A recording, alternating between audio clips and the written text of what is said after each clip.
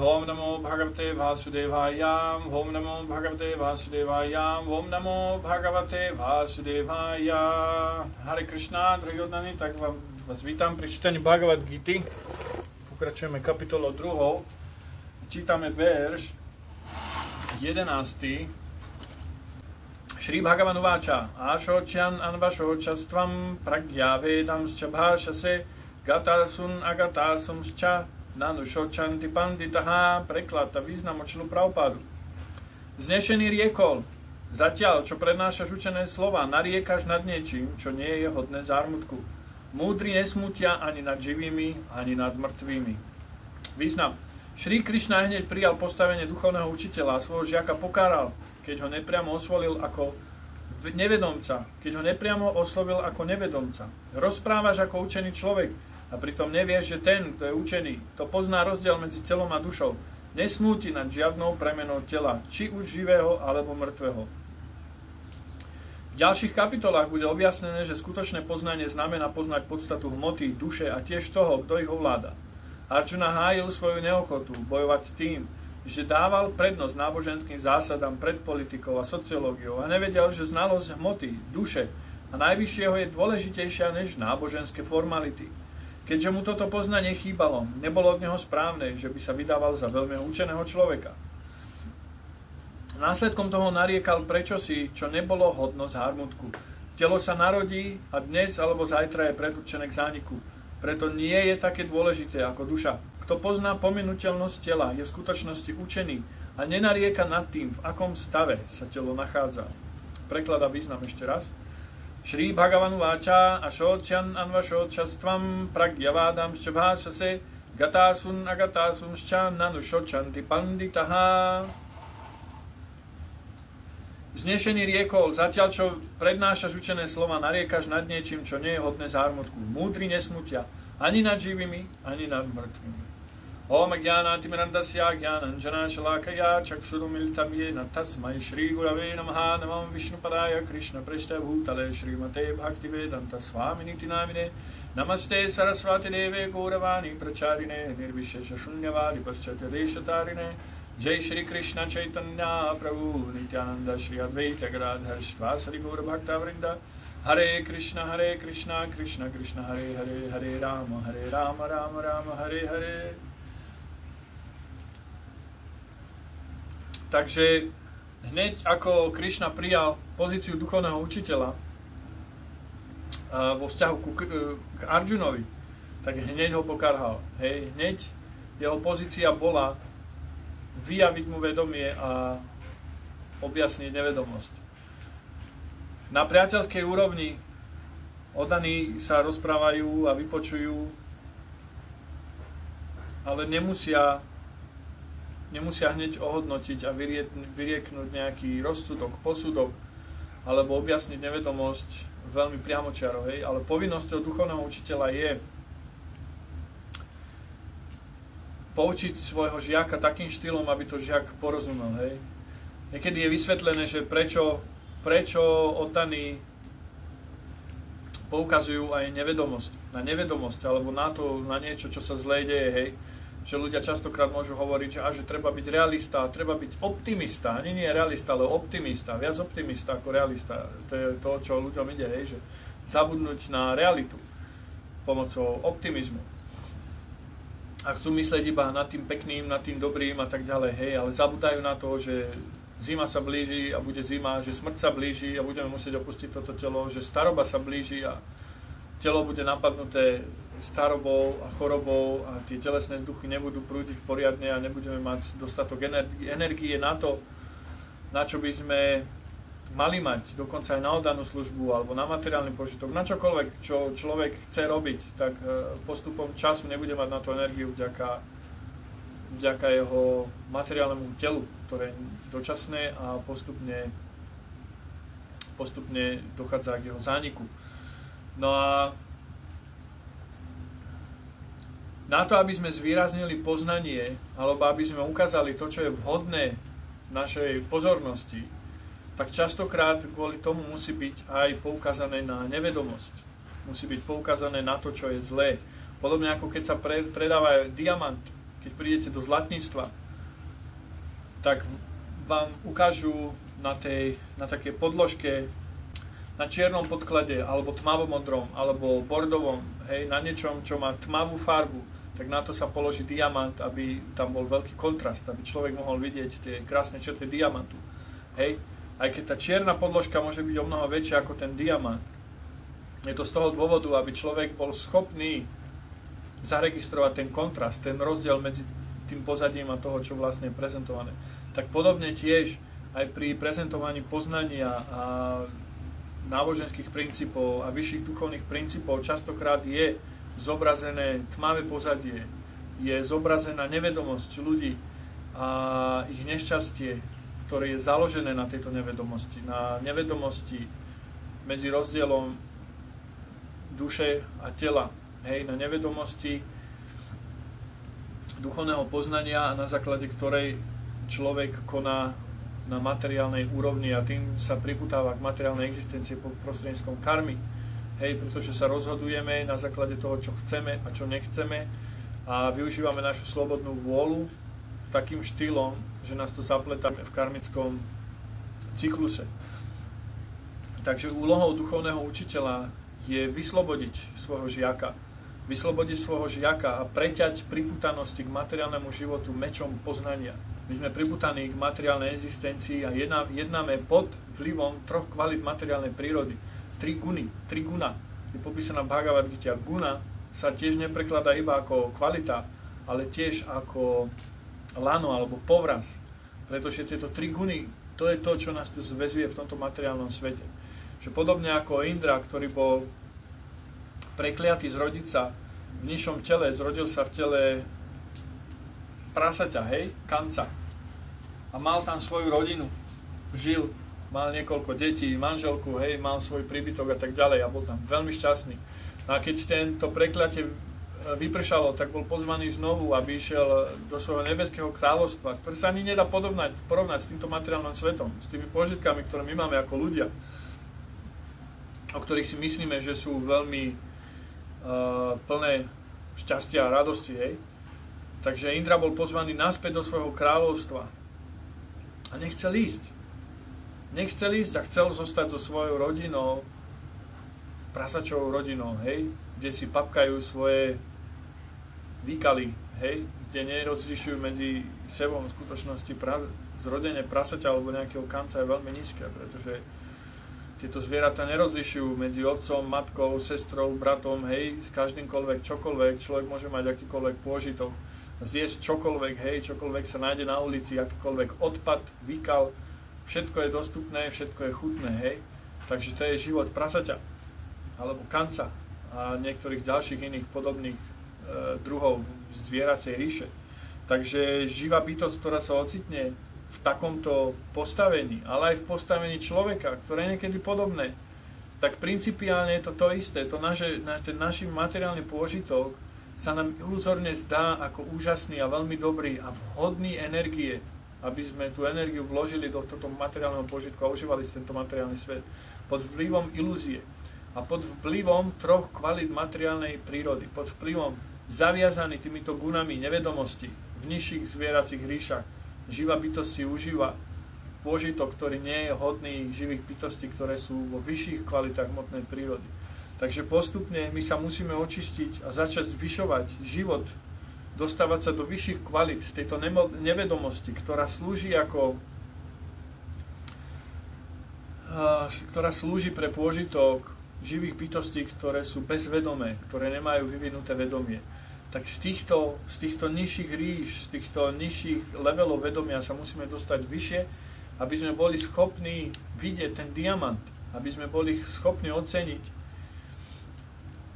tieto drahokamy a vidieť ich kvality v porovnaní s tými nižšími, hej, ale na to človek musí výjsť vyššie. Keď je človek zvyknutý piť iba vodu, tak mu chutí a majú rád, ale keď mu niekto ponúkne džús, tak nechcem, ja mám túto svoju vodu, hej, ja som rád, je to dobré, ale toto je perfektný džús, hej. Človek ho musí ochutnať, aby bol schopný sa zdať niečoho nižšieho, nejakej nižšej rasy. Takže živá bytosť je jej prirodzenou povahou nás, duše, je vychutnávať. Máme rásu a chceme túto chuť nájsť. A hľadáme v materiálnom svete a vychutnávame prostredníctvom priateľstva, prostredníctvom rodiny, prostredníctvom lásky, hej. A vychutnávame akékoľvek vzťahy, ktoré máme, či už s ľuďmi, alebo dokonca aj so zvieratami, hej.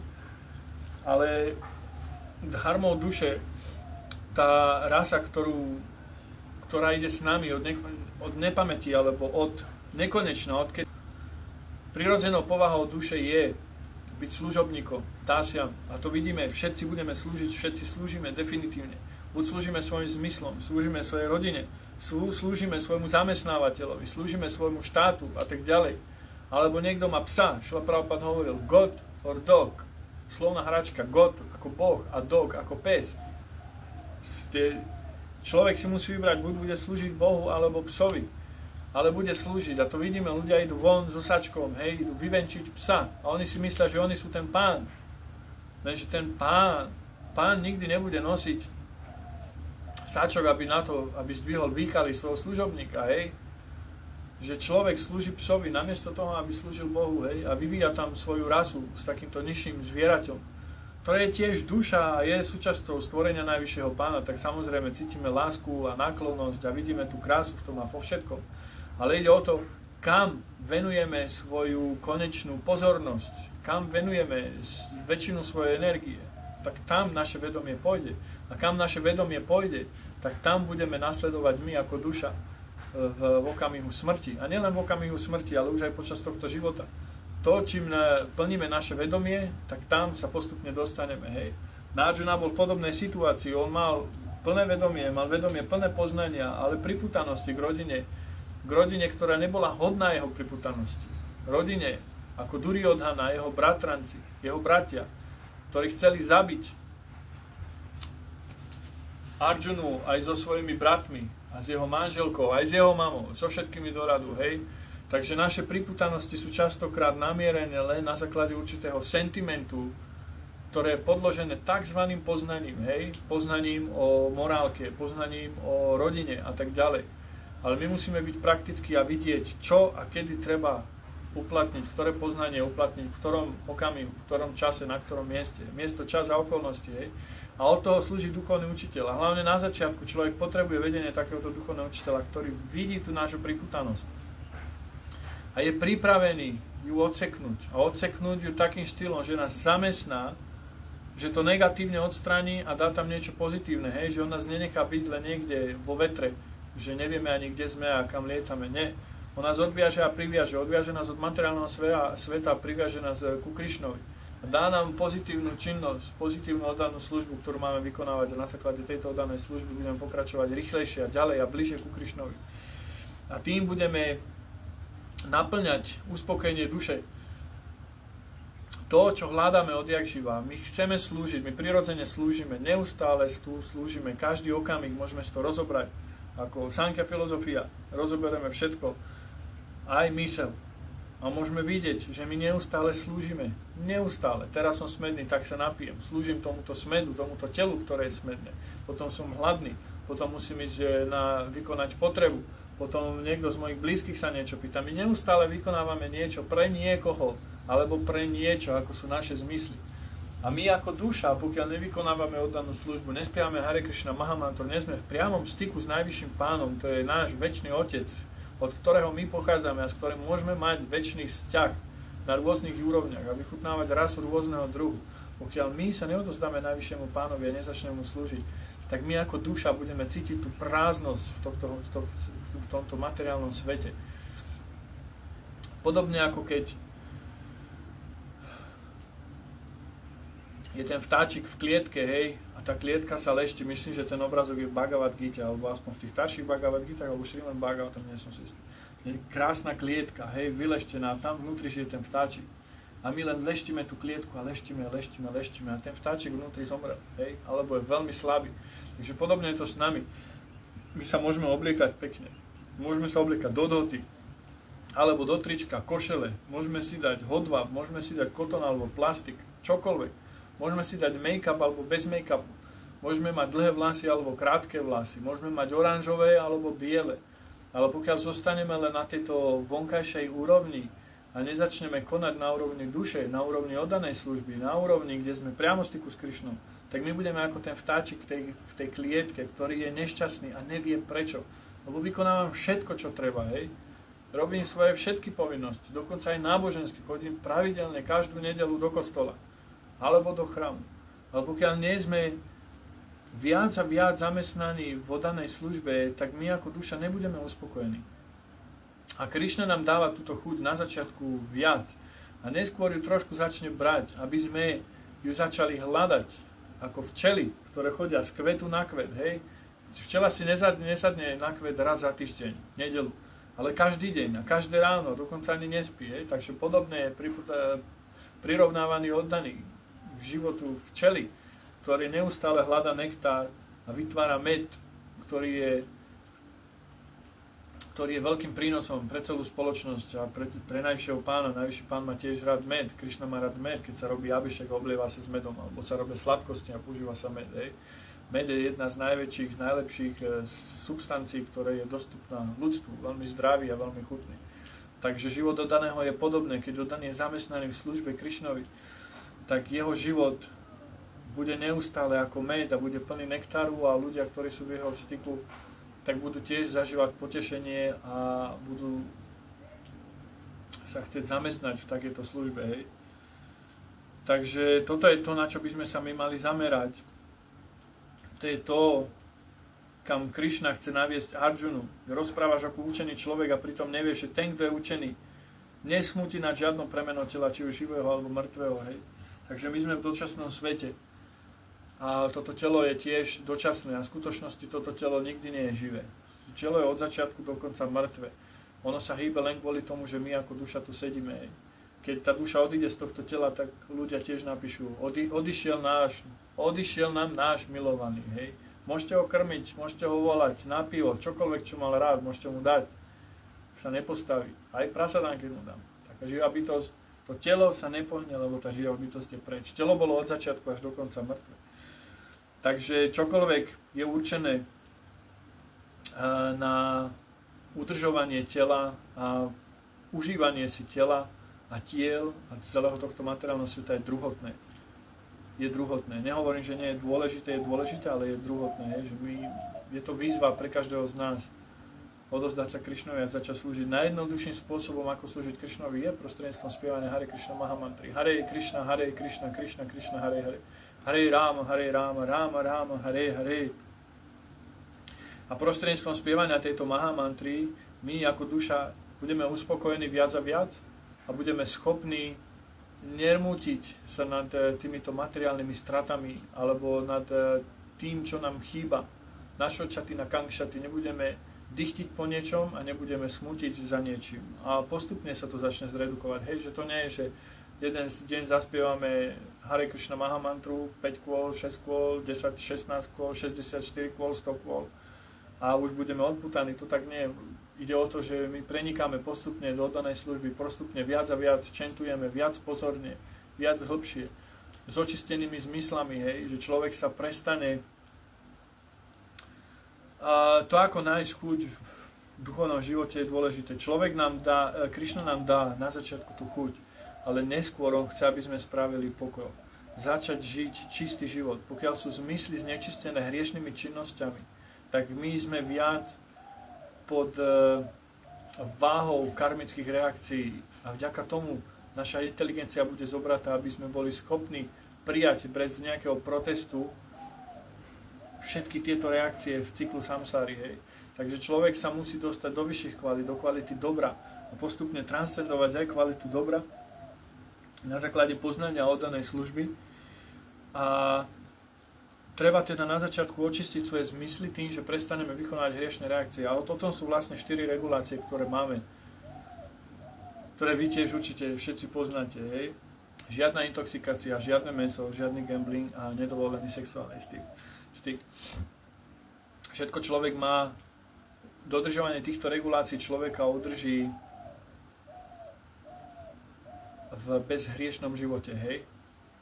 A vďaka tomu tie zmysly budú očistené, budú ľahšie a budú schopné vnímať duchovnej energie, počas vykonávania duchovných aktivít. A tým pádom človek získava viacej uspokojenia a odpútanosti od materiálneho sveta. Takže Šrila Prabhupáda hovorí, že keďže mu toto poznanie chýbalo Arjunovi, nebolo od neho správne, že sa vydával za veľmi učeného človeka. Ktoré poznanie? Poznanie medzi rozdielom dušou, medzi dušom a telom a poznanie o najvyššom pánovi. Takže my môžeme byť materiálne veľmi vzdelaný, veľmi úspešný človek a to je všetko fajn a nikto nehovorí o tom, že človek by to mal zanechať, ale učený je ten, kto pozná rozdiel medzi telom a dušou. Ten, ktorý kultivuje toto poznanie a snaží sa žiť podľa toho poznania a dostá sa na overenie, kde žije podľa toho poznania. Hej. A nie je to jednoduché a hlavne kvôli tomu, že my žijeme v Kaliuge a obklopení ľudí, materialistami a hriešnými ľuďmi, hej, a vidíme, že spoločnosť je v takom degenerovanom stave, že ten, kto je väčší hlupák, tak je viac a viac ocenený a ľudia mu tlieskajú a snaží sa ich napodobňovať, čo je úplne hrozné, hej. Taký stav, v akom svet dneska je, takže asat sangya tyaga. Človek by sa mal snažiť zrieť takéto spoločnosti a stýkať sa s oddanými, s ktorými kultivujú vyššie poznanie. Hej. Nikto nie je dokonalý ani oddaný, tiež máme svoje určité chyby a svoje určité slabosti, ale ide o to, aby sme jeden druhému pomohli, aby sme ospevovali Krišnu, aby sme načúvali o ňom a kultivovali toto poznanie v našom srdci a robili spolu Harinam Sankirtan, spievanie Hare Krishna Mahamantry. Okay. Takže ja tu skončím s týmto veršom a budeme pokračovať zase ďalej neskôr. Ďakujem. Hare Krishna.